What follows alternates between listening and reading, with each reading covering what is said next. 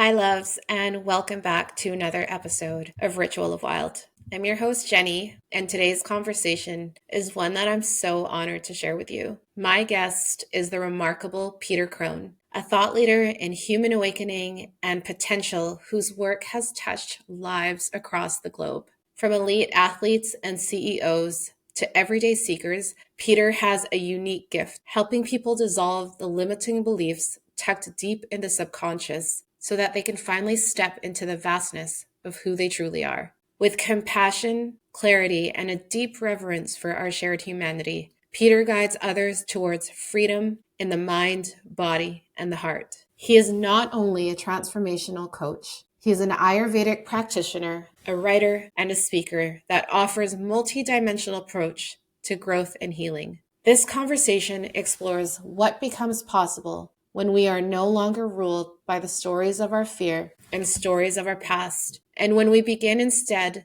to live from who we truly are. It was truly a dream to have Peter Crone on my podcast. I am still coming down from the conversation, and you'll notice how nervous I was. I think one of the challenging things of doing heart-centered work is that it invites you to bring your whole humanity to the experience. What I've learned through the journey of podcasting and working with others is that the degree to which you're willing to open your heart is the degree to which the person on the other side can meet you. And this is so important when it comes to these heart-forward conversations and to support my intention of offering connection and inspiration through leaning into the heart. My conversation with Peter was nothing short of this. Of course, I've ugly cried in this episode, and it's just a testament to how much I love this work and being able to be so open in the face of people that have been doing this far longer than I have. And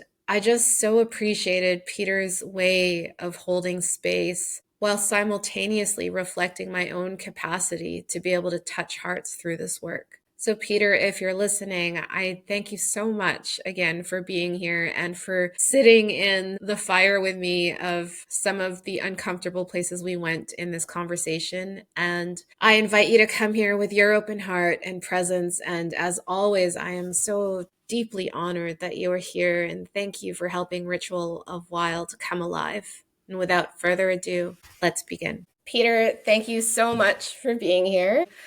I'm very nervous to speak with you, and I'm just really honored you're here. I first heard of your work from Mark Groves, and the first time I heard you two speak, it was like listening in on two besties have a conversation because there was so much banter, cheeky banter and laughing, and I really appreciated all the wisdom that you shared there. Well, thank you. It's nice to be here and nothing to be nervous about. I'm not much of an ogre, to be honest.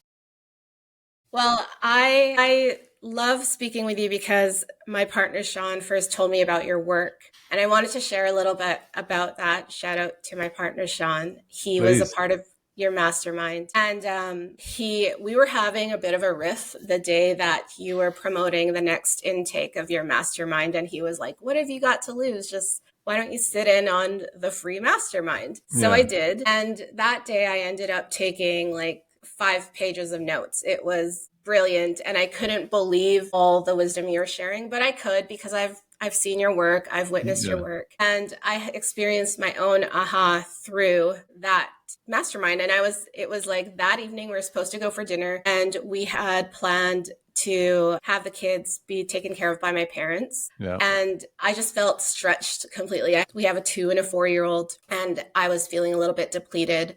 And Sean had his space and time, and he could go do his thing. And he came home, and he was really excited to ask me about the mastermind and what did I learn from it and all this stuff. I heard your name in our household for 3 months straight. So you don't understand. I was kind of like, oh my God. And then he had the nerve when he came home to be like, can I take a shower? And it sounds so simple, but after like 8 hours straight of being tugged at and pulled at and commanded by toddlers, it was a lot. And I was like, you are asking for a shower? Seriously? And in my mind, I was like, what about me? What about my self-care? And I was essentially keeping score, but I was not aware of it. You know, one of the quotes I love you say is, you cannot be held accountable for that which you're oblivious to. And that was one of my moments. So I go to the bathroom, furious, burning up, and I'm sitting there and I hear this voice, and somehow your nuggets are slowly starting to integrate. And I Hmm. heard this voice say, "What if you just stopped keeping score just for a moment?" And then I was like, okay, that's interesting. And it said it again. And then all of a sudden, my anger just dispelled. I could feel my inner physiology shifting. And Yeah. I came out walking out of that bathroom as like just deep, sincere appreciation for a man that just spent the day with our children or had just had time to himself, but had also encouraged me to step into something that he knew would feel inspiring for me. And he was just a dude that wanted to take a shower. And we had a Yeah. great date night after Yeah. that. But in that Amazing. moment, I was able to suspend Yeah. that super anger. That's really beautiful. Thank you for sharing that. And I think many people will be able to relate to that. And what I would add to it is not only did you mitigate, your own experience of anger, which is a precursor to your own disease, right? And sickness. Because Mm-hmm. if people stay in that state, then eventually people get very sick. But you Yeah. mitigated and avoided what would otherwise have been perhaps a very unpleasant evening, maybe a bigger fight that could have dragged out for a few days, God forbid, could have led to, like, I'm not sure if I want to be in this relationship anymore, sort of people going their own ways. So it's really beautiful to hear. And I'm glad that he encouraged you, if I understand correctly. So you took the free kind of introduction to the mastermind, right? You didn't do the whole mastermind yourself, right? It was just, I didn't do the whole thing, but to me, it's a testament to all of that from the free one, yeah, just from the free, right? That just just from shows the you. free. Yeah. And I like witnessing your work with Mo. I'm Yeah. still like, I still go back to that. And I Yeah. talk to friends about it that were also there and that know your work. And it was just so compelling to witness. Thank you. Yeah, it's very powerful. And I love the fact that, like Mo, he became a bit of a legend because people could so relate. This is a guy I've never met before and just happen to, speak to in this free introduction to what the mastermind represents. And yet so many people's lives, including yours, apparently were changed just by that. So it's very humbling. And thank you for sharing that story. It's really beautiful. Yeah, thank you for your work. And I want to say, like I am in the infancy of this podcast. I've probably been in it about a year, but a lot of it is done myself alongside my editor. And I just want to name that you said yes to me. And that's such a testament to your character because I'm just getting started. And so I'm just so curious what for you. I know you have a deep appreciation for mothers, and that's something I brought to my invitation. And Hmm. when I asked you to come on, and I would love if you could just share a bit of your story because I know it's such a touching story and it's definitely something that really spoke to my heart as a mother. And I would Yeah. love to sort of open the ground with a bit of that background. Sure. Yeah. My own upbringing wasn't the easiest. We all go through our trials and tribulations, and I don't consider myself any more special than anyone else. But it was definitely challenging. I was an only child, and my mum passed of cancer when I was 7. And Mm, so that obviously would have informed me in ways that I didn't fully comprehend at the time to, survive in the way that we're all taught to survive. But I was very close with my dad and very fortunate that I had an incredibly loving father who just adored me, basically. And so I had a decade with him. And then, as no one could have possibly predicted, he went to work one day. He worked on the what we call the ferries, the boats that go between England and Belgium, England and France. And sadly, one of the major, bigger boats, it capsized in the harbor of Zeebrugge, which is in Belgium. mm, My dad was the senior chief engineer on the boat, and sadly, he was one of the many people who passed. This is going back to a long time now, but I was only 17, so to be orphaned by the age of 17 was no breeze in the park. And so I definitely had to learn to become super independent at a very young age, and I think it shaped me in a way that I, first of all, became incredibly observant because I had mhm. to be. There was no one else sort of looking out for me. So I think that's part of the skill set that I've managed to harness over time, where I can notice the subtlest of iterations in somebody's voice or their facial features and how that might be representative of something at a deeper subconscious level that's holding them back. Mm-hmm. But for a while there, it was very difficult. I definitely underperformed in the grades that I was predicted, sort of supposed to go to Oxford or Cambridge, the equivalent of whatever over here, Harvard or, some of these Ivy League schools, but never made it there. But it turned out that I went to school and had to talk my way in. And it just ended up being this sort of real rags to riches story for me. And so I wouldn't wish it on anyone, but at the same time, I feel very fortunate that I had a father who, stepped up in a way that I remain grateful for, to know what it feels like to be truly loved for who I am. And I think that's what every kid ultimately wants, and typically every adult wants, because they didn't get it Yeah. as children, which is to be seen, heard, and held, and he definitely did that in spades. So not the easiest start, but nonetheless served me well, and allows me to have as much compassion as I think I do for people and the suffering that everybody goes through. Yeah, and I'm curious for you, is that what was the beginning of what informed your work? Because I know you have a background in Ayurveda as well. I'm just Yeah. wondering, at what point in your life did that begin to intersect, where this began to take shape and that freedom from constraints or limitations became so impactful within your own life? Yeah, that was sort of one of those hapstance things where I just couldn't have seen it coming. But I was, at the time, this was prior to my current career as the mind architect and freeing minds and liberating souls. I was a trainer and working with a couple of big time celebrities traveling the world, making them look beautiful for films, which was fun, especially as a young buck, 20 something, 20-year-old. And I just wanted to always learn more. I've always been the sort of quintessential perpetual student and never rested on my own laurels. Even now, I study whatever I can and read so that I can enhance my work and capacity to help people. But I then was a trainer, and I'd study exercise physiology and human biology. So I felt I was, pretty educated and I did a good job, but I wanted to become a yoga teacher and a Pilates instructor. And it was during my yoga teacher training that this instructor brought in an Ayurveda practitioner, and she was starting to talk about these principles and the fundamentals of Ayurveda. And I can remember sitting there, my sort of jaw dropped to the floor, and I was like, whoa, like this is nuts. Like finally, someone knows exactly what they're talking about. It wasn't like, the eat right for your blood type, or it wasn't the balanced diet or the South Beach diet or any of these things that are somewhat man-made and, contrived. It was just based on the principles of Mother Nature. And it was just so sensical. It just really hit me. So that was during my previous career, so some 20 something years ago, where I never looked back after that. I met with the teacher that was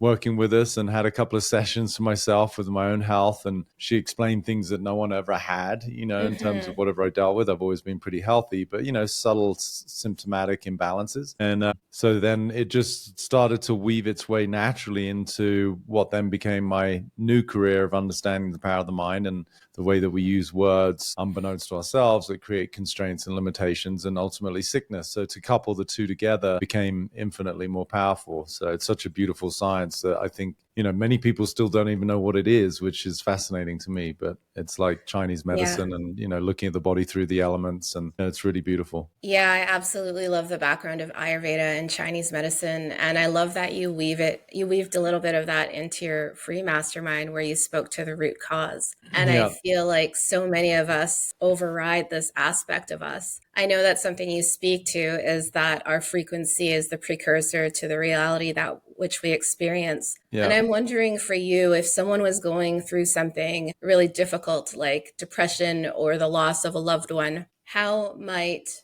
that apply if they are also at the intersect of grief, and you apply that quote?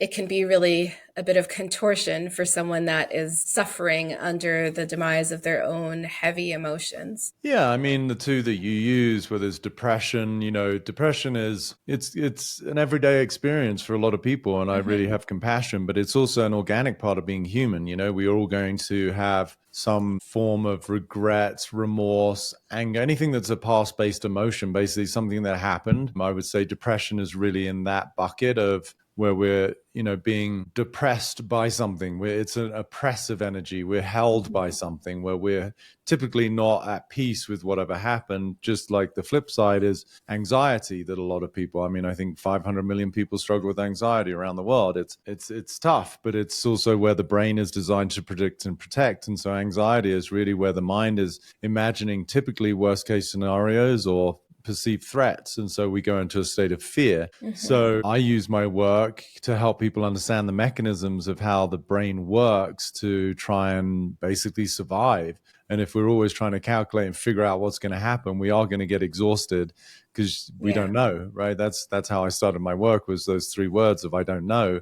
And that spoke to me trying to, always figure out, am I going to be okay? Am I going to meet someone? Am I going to make money? Am I going to pay rent? Like whatever it is that the brain is so almost obsessed with as a means of trying to seek security. Well, the truth is Mother Nature and life is uncertain. And so if we can find peace with that, then we're no longer in the state of constant vacillation of trying to figure it out. So that's, speaking to depression. As it relates to grief and loss, I always reframe that. Like I literally was just talking to someone this morning about the loss of his father in January. His dad died. And I said, well, what's the opposite of lost? And he said, well, found. I said, yeah. I said, your grief that you're calling loss is really the other side of the same coin of what you found, which was an immense love and incredible affinity and joy with this human called your father. And he got really teary. He's like, yeah, we had the best relationship. I'm like, so then why would you not focus on what you found by courtesy of this relationship and instead now focus on what you lost? Well, that's just the disposition of the ego. It wants to focus on scarcity. So helping people to reframe, like you didn't lose anything, because if you're in that conversation, then you really found something. But if you transcend both, there's no loss. There's just somebody died, and I know that might seem harsh for some people, but that's reality, If you look through the lens of loss, you're going to come from a place of thinking you're missing something or there's something wrong in your life,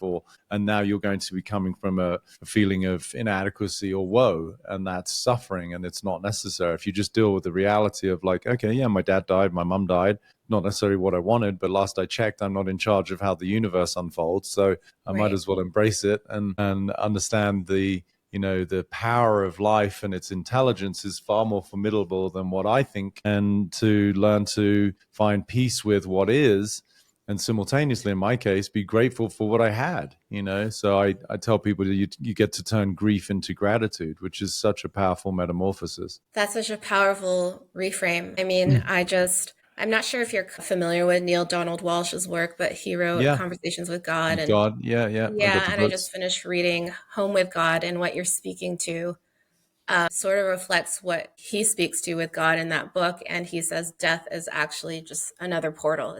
It's actually birth. It's actually emergence. And it echoes what you're saying, because it's hard to see it that way when we grow these attachments or these relationships with people. And I know that you speak to relationship as the opportunity to experience life in and of itself. And so I find that as a mother, I like feel my body have a big gulp as you share that, because I think of like, God forbid anything happened to my own children, but that separation is there, and there's so much joy amid all the chaos as well. Yeah.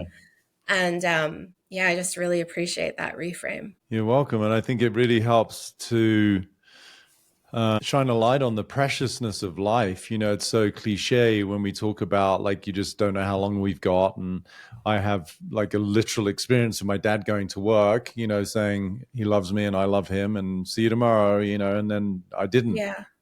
That was it. Never saw him ever again. And whilst we're all so familiar with the fragility of what it is to be human, I don't think many people really embrace the gift that it is to be human as long as we are human, right? And so hopefully just these conversations really inspire people to maximize what it is to be here. And that might mean that they do take a little longer to hang out with their kids as they fall asleep, or they do take a minute to look their partner in the eye and just tell them how much they love them, and it's to not take anything for granted. And so I know for myself, whilst it was very painful to go through the experience of both parents dying, okay, at the time I was just forced into sheer survival as a 17-year-old, but subsequently I recognized how just meaningful it is to be here and how precious of a gift it is to be alive, and that I don't want to take any of it for granted. And so it really sort of set the stage for me to live a pretty extraordinary life, where I don't know how long I've got. I mean, I take pretty good care of myself, and I'm in the whole world of biohacking and longevity, as you probably know. And so, I'd like to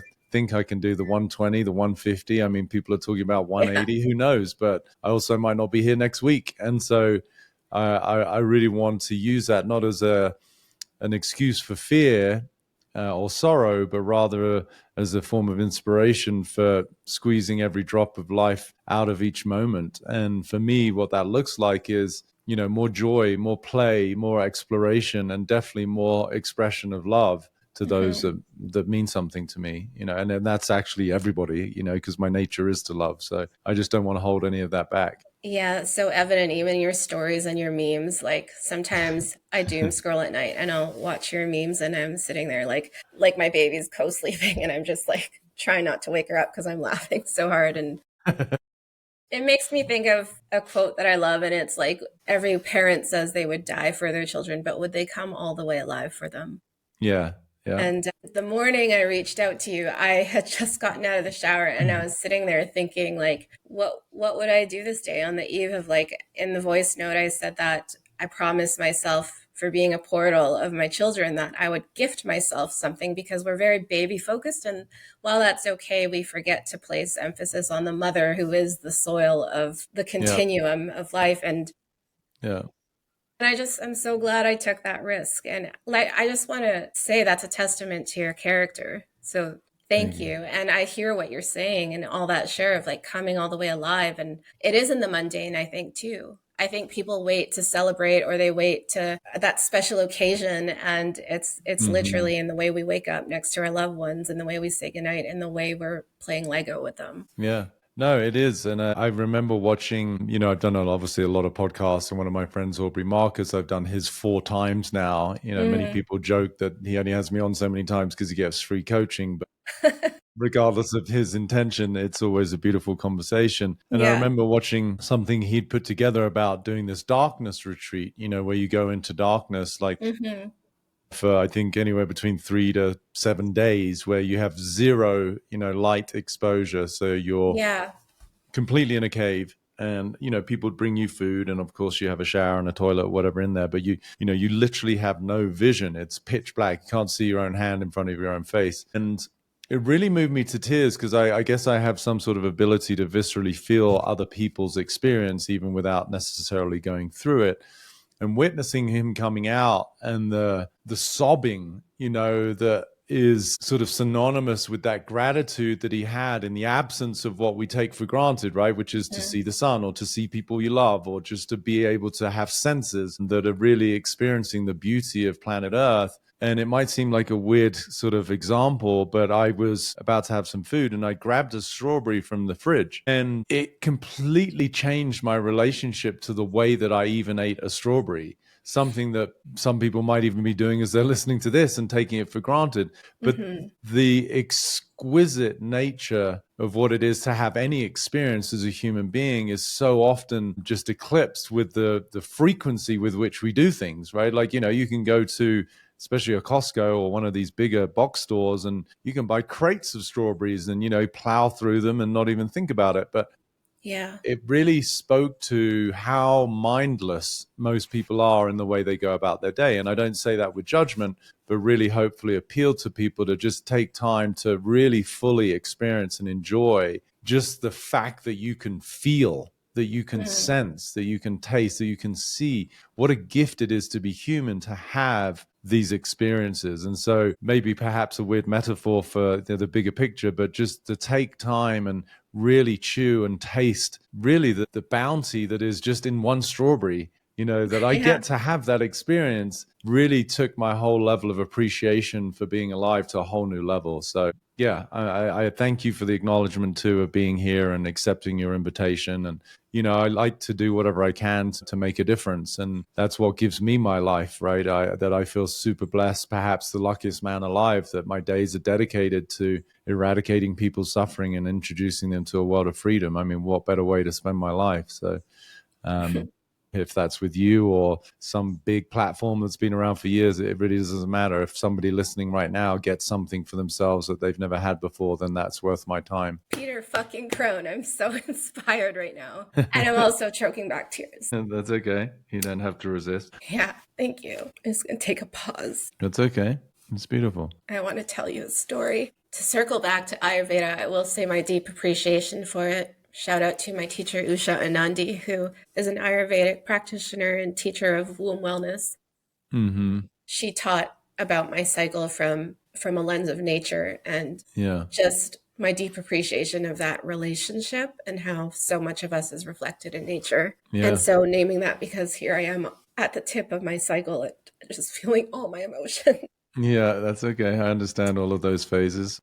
Yeah, you do. I bet you do, because you have that background. But to speak to your strawberry story, it makes me think of, so my daughter, we birthed her at home, and that was planned. Let me just get myself together here for a second. Yeah, it's okay. It's beautiful. It just shows the depth of your capacity to feel, which is wonderful. Thank you. So my first birth with my son was very medical, and I didn't really know better. And I was 37 at the time, and it was just a shit show. They called me geriatric, and I just felt very powerless, not in my body. And that's actually was the precursor that informed the path of holistic work that I love to explore now in terms of women's bodies and our relationship with our wombs. Beautiful. Yeah, because so many moms don't know.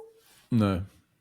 And they're at the mercy of these like medicalized births. And I get there's times when that needs to happen, and there's a lot of times when it doesn't. Mm-hmm. So, funny backstory, when my son Koa was born, I reached out to Mark Groves in his DMs, and he also accepted my invitation. But I feel like all my life I've been interested in this world of just learning about the self. Some people might call it personal development or whatever.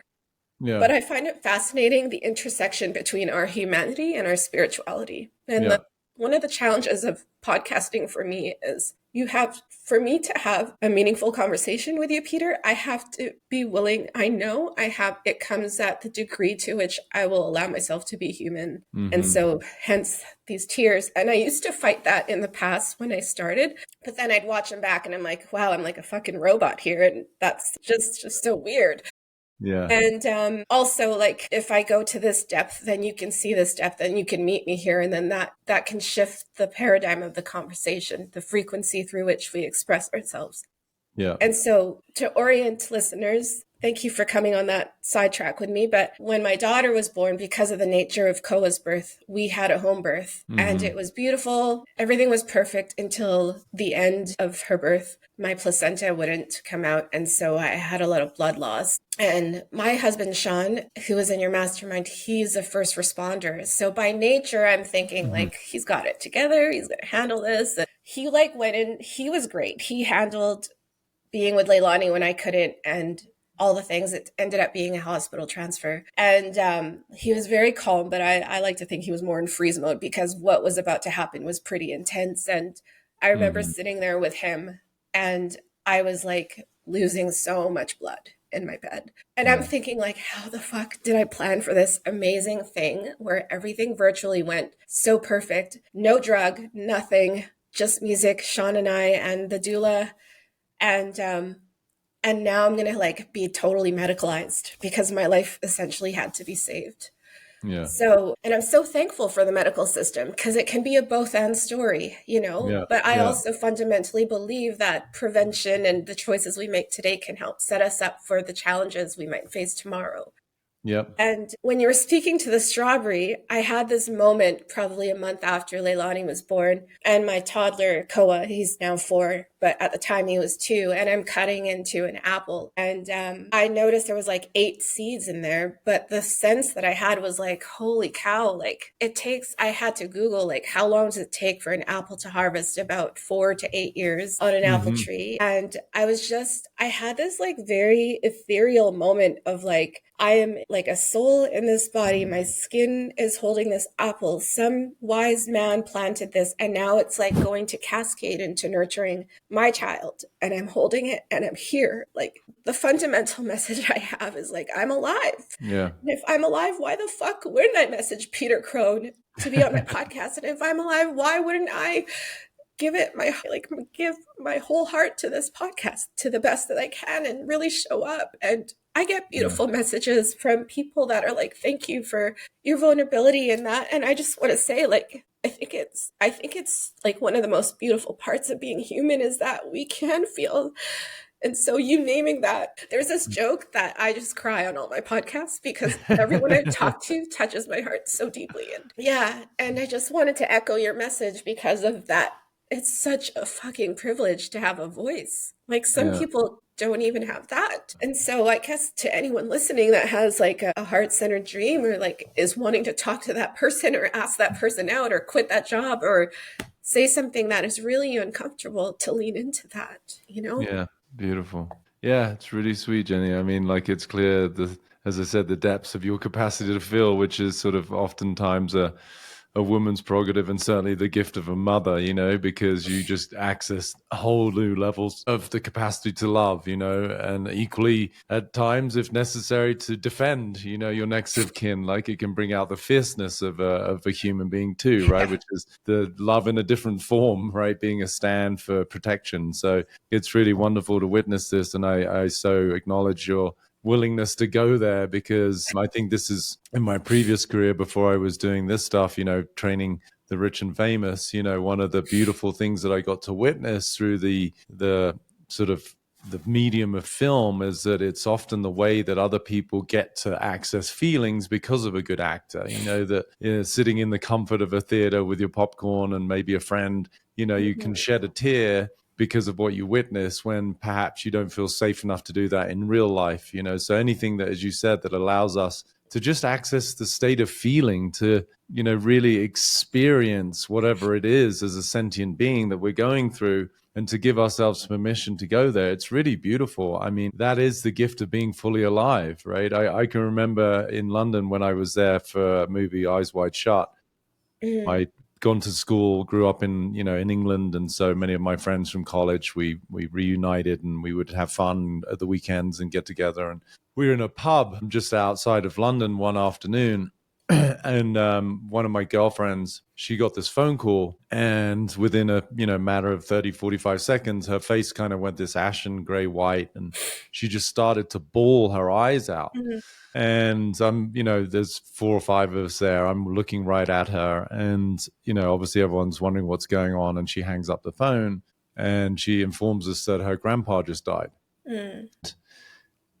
It was such a beautiful thing to witness. You know, it sounds weird, but there was a part of me, having obviously my own parents die, that was jealous of her capacity to access that depth of feeling, you know, Yeah. even though it was in the form of what looked like grief and sadness. And many people might have, you know, unbeknownst to themselves, tried to stop her and say, no, it's okay, don't worry, you know, whatever we do, right, to try and suppress or numb people, or comfort them. But for me, it was actually nothing but an expression of love, you know. And so it's really beautiful that you're willing to go there and give, as you said, your entire heart. And thank you for having that sense of vulnerability with us, because it's really beautiful, and hopefully it inspires other people to not be shy about feeling all the feels. Thank you for reflecting that. I really appreciate it.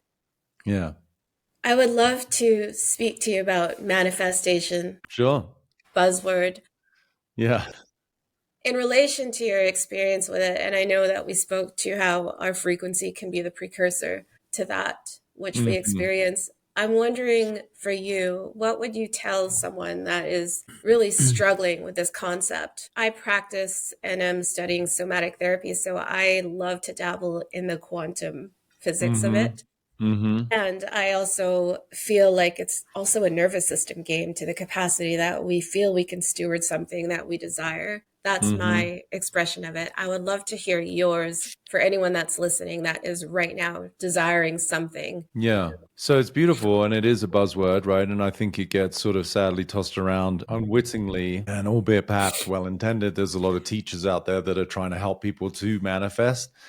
Yeah. So the first thing that I would share with people is that you are a manifestor. Like, you're always manifesting just by virtue of being alive in the world of cause and effect. Everything that we do is an expression of manifestation. So the degree to which we're aware of it is, you know, where we start to maybe access a bit more power about it, as opposed to hapstance or, like, you know, just good luck or dumb luck or whatever it is. So I think there's sort of 3 big misnomers that are associated with the current conversation about manifestation. Mm-hmm. The first being it's outside of you, right? Like that Right. I want to manifest something typically outside of us. So that creates the space component. then the second misnomer is that I don't have it now, but I'm going to work on it, or I'm getting there. So now you create a time component. And then the last one is that it's incumbent upon us to do it. Like we're the ones that have to manifest, and you go to a manifestation weekend and people are all rah rah and running along hot coals or whatever it is that people do Yeah. to try and get you all amped up and you can do it. And so it's very subtle, but in my mastermind, and your partner may have shared this with you, but I really look at the energy of desire itself and wanting, right? Because we have the biochemistry of it, like dopamine, motivational things, reward, all of this, pleasure, pain, and the mechanisms that drive us. But there's a wanting that to me is really inherent, that is an organic form of true desire, which belongs to the being we are. Mm-hmm. And that's sadly not most of the form of desire that people access. Most people are coming from the illusory self, this sense of a separate identity that I want this and fill in the blank, right? Like I want to be loved, I want to be adored, I want to be seen, I want to look good, I want to have money, I want to have security. These Yeah. forms of wanting are typically generated from this self that is somewhat, it's fundamentally fictitious. It's just the misidentification that we have. So that persona or that identity that we become sort of misassociated with tends to be the version of us that's trying to manifest. Mm-hmm. But you can't manifest what the soul truly desires, like a more like innate and authentic form of desire, from the fictitious separate self. The fictitious separate self, its primordial imperative is just survival, right? It's just trying to make it. And so manifestation, when you're really in harmony with who you are, is ironically less about what I'm creating and more about what I'm revealing. Mm. So the manifestation isn't something that I'm looking for out there in time, but rather is an inherent quality that is part of my divine nature. So manifestation completely gets turned on its head then. It's not so much something I'm trying to get, but it's rather something that I am that I wish to express. That's so interesting because it makes me think of a time when I was manifesting something. And what I kept receiving, though, the deeper I got within myself, was I am the source. I am the Yes. source. And something you like to Yeah. say is the seeker is the sought. Yeah. And I'm starting to slowly like titrate that weaving into my body. And the more that I'm able to sit with that, I've noticed and we've heard this in manifestation before, like to look for the feeling of what the Yeah. object symbolizes. But I just find that interesting because it took me a really long time, like 40 Yeah. years to get that. Yeah. Yeah. No, it takes some people many lifetimes. It's like if you look at that one example, the frequency of something. So if you went up to anyone on the street and asked them, what was the number one thing they wanted, most people would say something in the realm of cash, like I want $1,000,000 or I want da da da. And so if you look at that as, the continuation of like a story about manifestation, the frequency associated with money is what people want. They don't want the money. Like if you gave someone a duffel bag with $500,000 in it and then locked them under the staircase, they're not going to be very happy, so, but you've got the money. Like, what's your fucking problem, right? So Yeah. what it represented was more usually in the realm of two experiences, which is a feeling of security, which is peace, and an experience of freedom to be able to do whatever they want. So then we have to ask the question, well, is it a truth that you can't access both of those feelings without money? Of course it's not, right? Then to go back to what you were saying earlier about frequency precedes form, okay, if I'm in the experience of my true nature, which is what I said earlier, it's the revelation and the expression of my true self, not the waiting of it in the manifest world, then if I Right. come from the energy of freedom and the energy of complete safety or peace, then I will have different thoughts, feelings, and actions that will over time, quote unquote, manifest whatever that is in the external world as a form of freedom and security. Now, it might look like money, it might look like something else. I don't know. But it doesn't matter. It's not about the thing. It's about the energy that we think that thing is going to elicit in us. And so to be able to turn that around, which I'm not saying is easy, but if you understand the process of creation, that I am the author and the genesis of my own experience, then life in the manifest world will eventually catch up. That's a very powerful way to be able to reframe versus waiting for your circumstances to be right before you have the experience, which ironically is your actual birthright. Yeah, that reminds me of a quote by Rumi that's something like, we do not go seeking for love, but rather we remove the walls and barriers through which we are kept far apart from it. Yeah. And sometimes I feel like what we desire is inherently, the feeling of it behind it anyway, is our divine Yeah. birthright. And so I just find it interesting how it's also what you say, like the disillusionment of problems instead of thinking we have all these problems. Yeah. That's why my catchphrase, as you probably heard, I say I don't solve problems, I dissolve them. I mean, I can remember Yeah. being in one of my live events that now I love and I typically do every month. We've had to miss a month here, but I was working with someone. I always work with people in the crowd, which is fun because I don't know who it is. I don't know what they're going to talk about. Right. But this one woman put her hand up and says, I want to create abundance. And, it all sounds super, super cool. And like, I even asked the whole crowd of 200 plus people, I'm like, okay, who here by a show of raising your hand also wants to create abundance? And everyone puts their hand up. And I'm like, because, I like to use a little bit of humor. And I said, well, that's why you're all fucked, because you can't create abundance. Abundance it's the nature of life. It's like freedom Yeah. love is. These qualities exist. So abundance in its presence, eternally, the omnipotence of abundance, it's always there. The question is, who are you in your dialogue and your narrative of yourself that doesn't allow you to see it or access it, right? So it's the Yeah. dissolution. It's not the creation of abundance. It's the dissolution of the obstacle that is inhibiting the access to it, which is based in the way that we view ourselves as somehow not worthy or not safe or not enough. And so that dialogue, which creates a frequency of anxiety and inadequacy, is the obstacle to the abundance that is already always there. Yeah, and it makes me think of how we tend to turn towards arguing for our limitations. Like, I Yeah. know I've done this. And another Yeah. quote that you share is, you can't live the life you want by arguing for the life you don't want. Yeah. And Yeah. it's so true. And I don't know why we do that, but it's so interesting to cultivate that awareness and notice when you are doing that, and then ask the question. I don't know if you're familiar with Byron Katie, but she's got Yeah. Yeah. Loving What Is, and it's like, is it true? Is it Mm-hmm. true? And it Mm-hmm. reminds me of what you say, like, I don't know is also very liberating. Very liberating, but also it can be scary to the person or the personality and the ego, right, that wants to have security. But again, it's the same as what I was just saying about abundance, right? Security is, right? Like, it's just, if you're looking Mm-hmm. through the lens of, we've all gone through our trials and tribulations. Obviously, you shared kindly asking me about my childhood. I had a big story of loss, and no one would Mm-hmm. begrudge me. Well, of course, you're going to be scared of loss. So the first time I met someone that I fell in love with, my automatic coping strategy is like, be the perfect boyfriend so you don't lose her, because Mm-hmm. loss is equated or associated with a lot of pain. Mm-hmm. So, but really what I'm doing there is reliving my history over and over again, and there's no Right. freedom there. So when you start to see the insanity of the ego and the way that it works, and it always wants to be right, that's why we tend to lean into, the worst case scenarios, because, we get to be right about the fact that, it didn't work out or it was too good to be true. Yeah, because as again, one of my quotes, I say, being right is the poor man's version of self-worth.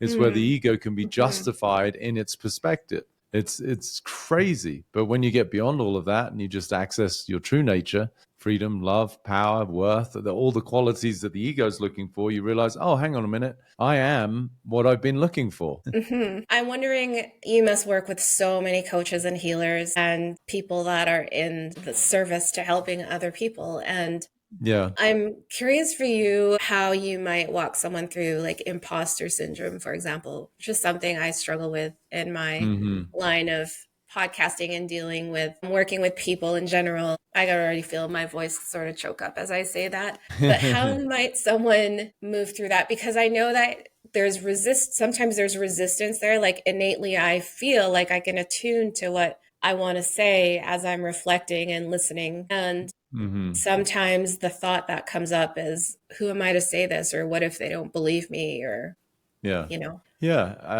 And it's commonplace. It's deep in our primal wiring to belong, right, as human beings. So that voice of who am I, or worried about how you occur to other people, really is appealing to that primal urge for us to be able to be loved and accepted. Because if you really understand it deep in our DNA, if you're not allowed to be part of the tribe, or if you're not loved and accepted and part of the gang, and you get kicked out of, the metaphorical cage, mm, um, or cave, you might not make it. You're going to be faced with bigger predators, and chances are you're going to die. And so that's why there's the severity and the significance associated with it, is because deep in our wiring, we think not being loved and accepted could be fatal. And Right. that's why, you get all of these love songs, and it is very fatalistic, right? Like there's so Yeah. much, melodrama, but it's because at the deepest level, we're really just wired to survive. And in order to survive, the best way to survive is to make sure you're part of the gang and the tribe. And if you're not, which is then the fear of like, what do other people think of me? Or am I going to be accepted? Or do I fit in because of my looks, my skin, my culture, my religious beliefs, my paycheck? All of those fears that people have are just appealing to that primal urge to make it, to survive. But when you get Yeah. beyond that, boy, it's liberating because there's nothing to survive anymore. You're the only thing you're trying to survive is your fear of not surviving. Right. And I'm curious for you because you host a lot of in-person gatherings as well as online gatherings. Yeah. And what I've noticed for some people, and this has happened for myself too, is you like just by virtue of entrainment or attunement, you're in that buzz of that energy. You're so inspired. You're feeling great. You go home and you're like telling the world about your experience, and then you apply it. And then 3 weeks later, you're perpetuating the same cycle that you wanted to break free from. I'm Yeah. wondering for you, have you witnessed this? And what would you tell that person that is running their own loop? Go back to the next live event.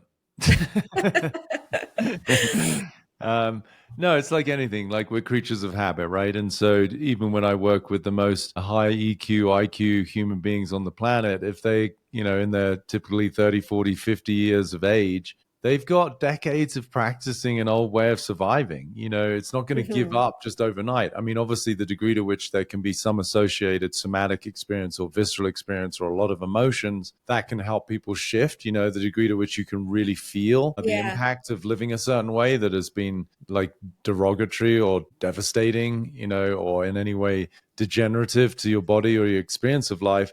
That tends to be a quicker shift, into like, oh, I don't want to do that anymore.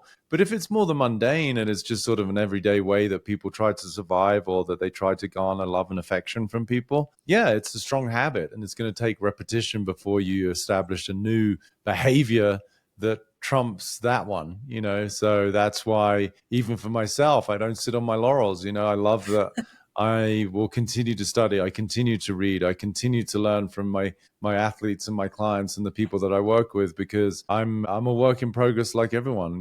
Fortunately, I'm a little bit ahead of most, and so that's what allows me to lead and to inspire. But I'm not just going to sit around and think that I've got white light coming out of my genitals and that I've made it. Yeah.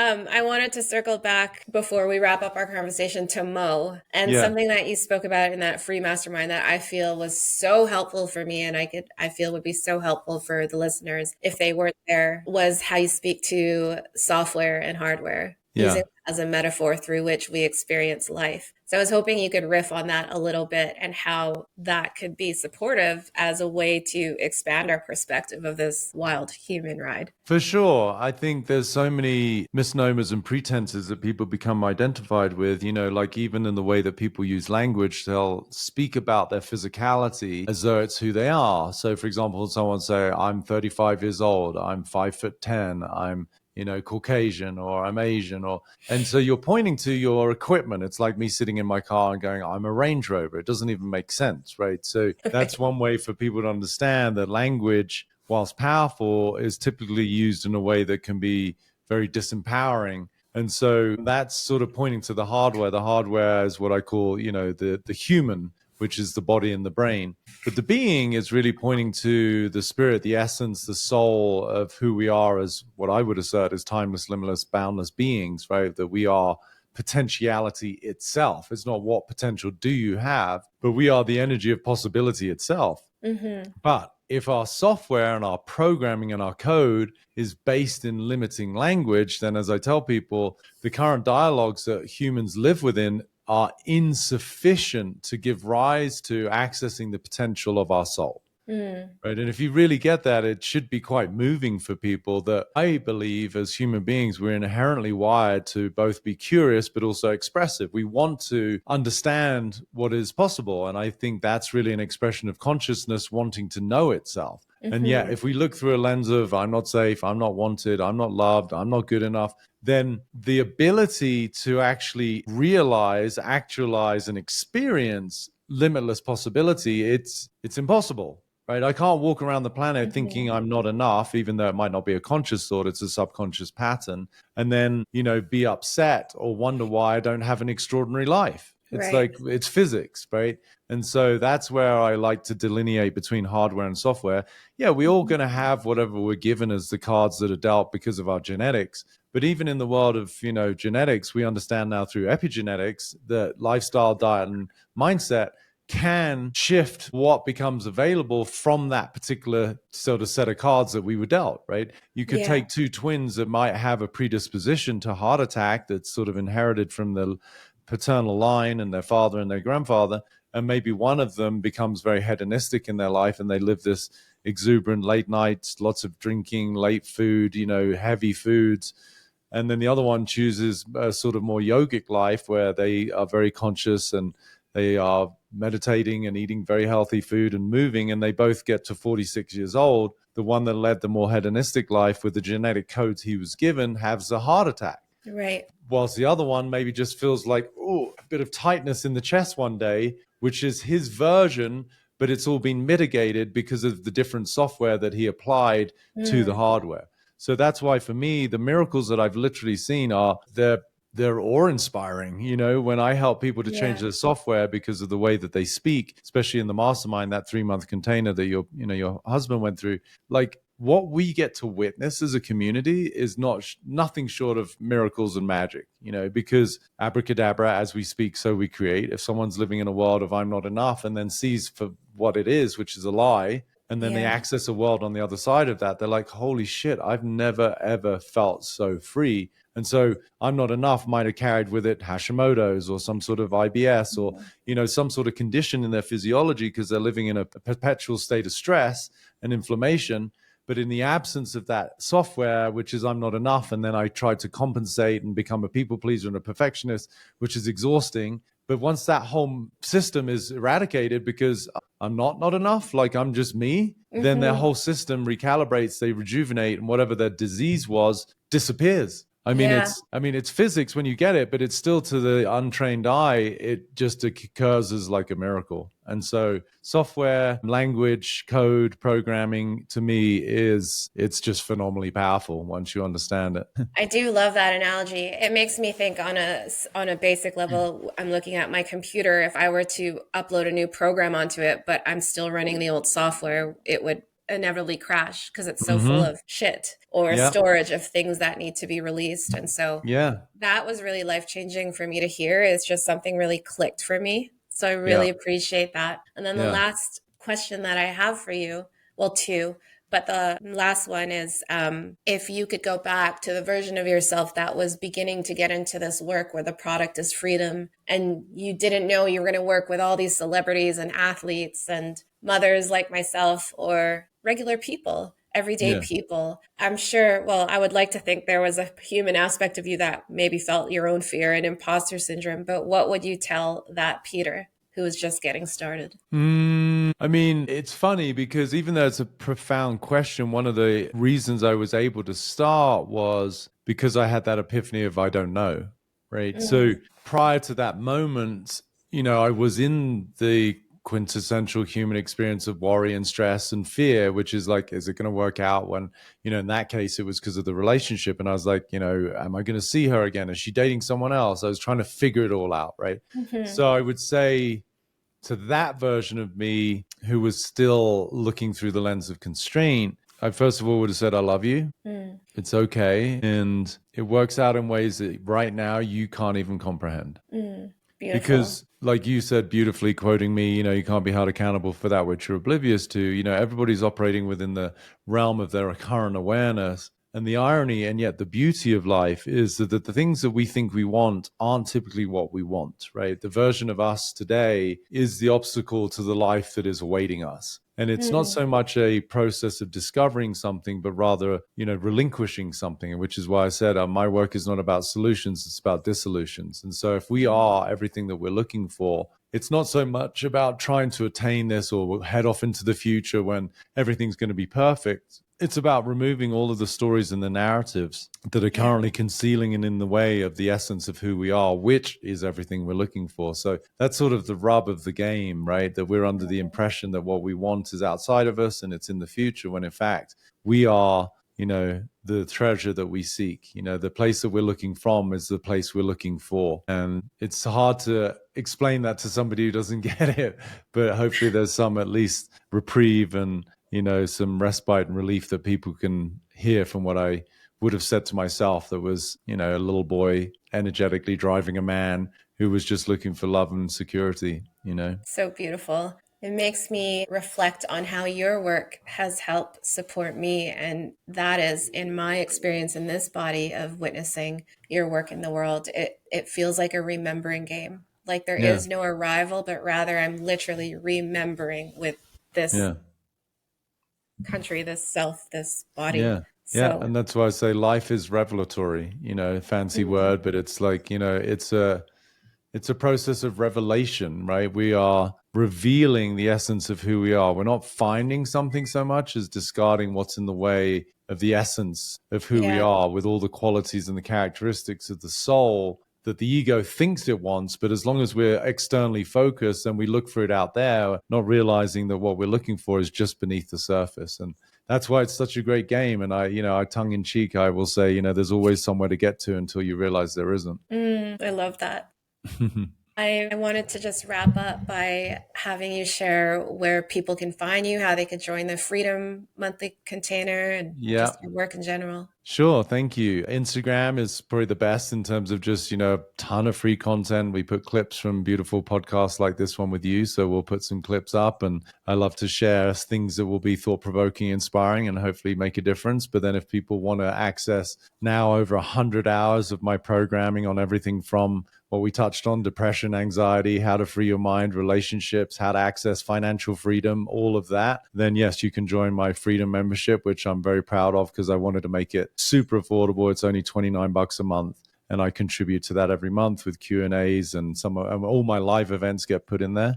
And then if people want to go deeper, as you spoke to, like your partner did, you can do the 3-month mastermind, which is one of my most favorite experiences because I lead the whole thing. It's 30 plus hours with a beautiful community of people all around the world who are committed to finding freedom in all areas of their life. So I go through all the theory and I coach people, and that's, it's a bigger step, but it's a very powerful container. So that's where people can find out more and discover this world of true freedom, love, and possibility.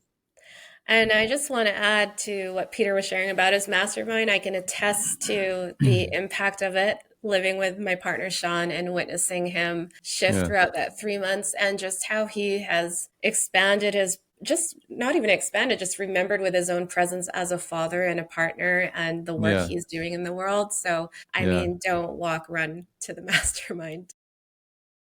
Well, it means the world to me, and please send my love to Sean. And I'm just so grateful for anyone who does show up for the mastermind, because apart from anything, it gives me my life, that I can share. But it's also just a testament to how many beautiful humans are out there who sadly do suffer and have limitations, but come out the other side of a mastermind into an entirely new world of possibility. So thank him for being part of that journey and the difference he's already making for you, and, the difference that is going to make for your two beautiful kids, because it is a new container for them, It's true. When they left this morning, Sean was like, tell Peter we said hi. And Co was like, who's Uncle Peter? But it is true. Like, we do speak to this work in our household as we parent as well. And it's game changing. It's life changing. Well, it sounds as though whilst I was there very present for 3 months, that I still have a bit of a presence in the house, and I'm flattered by that. Thank you. Thank you so much, Peter. Thanks, Jenny.